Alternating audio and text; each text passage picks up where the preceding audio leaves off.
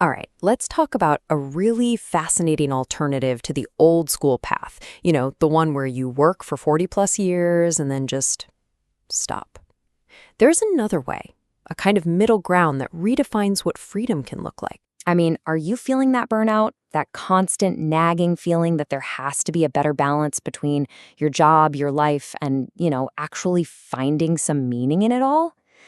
If that sounds familiar, well, you're definitely not alone, and this explainer is for you. We're going to dive into a concept that was pretty much designed for that exact feeling. Okay, so what is it? It's called Barista Fire, and it's a really interesting spin on the whole financial independence, retire early idea. See, the core concept is you don't actually have to save up enough money to quit working forever. Instead, you save just enough so your investments can handle the big chunky expenses. Then you get a simple, low-stress, part-time job, and yeah, the classic barista gig is where the name comes from, to cover your daily cost, and this is key, get access to things like health insurance. Probably the best way to visualize it is as a bridge. It's not about just dropping the mic and walking away from work for good. It's about building a bridge to get you out of that high-stress, all-consuming career world much, much sooner. It lets you cross over into a life with way more freedom, without having to wait until you've scraped together every last dollar for a traditional retirement. So what's the big deal? Why is this so attractive to so many people? Let's get into the benefits, because they go way beyond just working fewer hours. This is really about completely redesigning your life. The appeal here is so much deeper than just the money.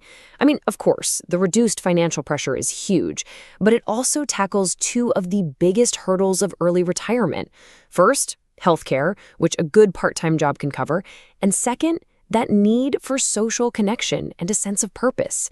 It's a strategy that's designed to look after your wallet and your well-being. And here it is.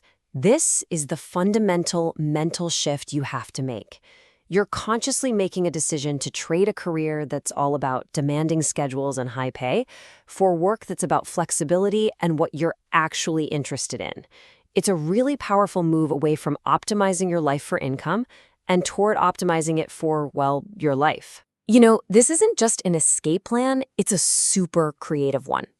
By keeping a little bit of income trickling in, you're protecting your main investment nest egg, making it last way, way longer.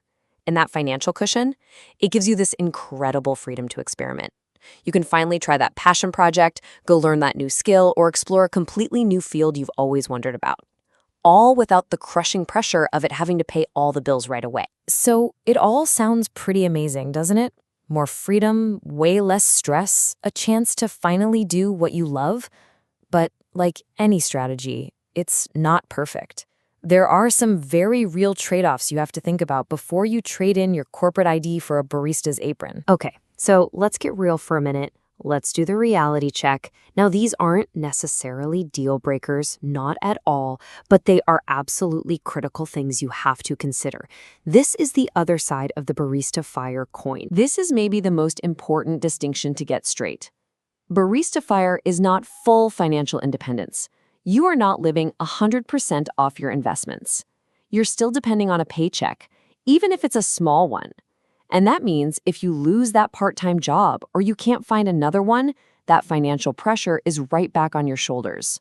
You're semi-retired, not fully retired. And the reality of that low-stress job can also get complicated. Let's be honest, a lot of part-time work doesn't come with a lot of security or stable hours. And even a simple job can lead to its own kind of burnout over time. But maybe the sneakiest risk is something called lifestyle creep. Because you still have money coming in, it's so easy to start spending a little more here, a little more there, and that can quietly throw off the entire delicate financial balance this whole thing is built on. So at the end of the day, there's no single right answer here. The choice to go for Barista Fire really comes down to a super personal equation. It's all about what you value most and what kinds of trade-offs you're personally willing to make. When you put it all out on the table like this, the pros and cons, the central trade-off becomes crystal clear. What you're doing is exchanging the complete security of total financial independence for a higher quality of life, less stress, and more freedom, starting right now. So the real question is that a trade you're willing to make? I think this quote just nails the whole spirit of the movement. It completely reframes the conversation. The point isn't just about escaping a job. It's about proactively, intentionally designing a life that actually aligns with what you care about, a life that's finally lived on your own terms. And that really brings us to the final, and honestly, the most important question of all. What does freedom actually mean to you? Is it having zero obligation to ever work again?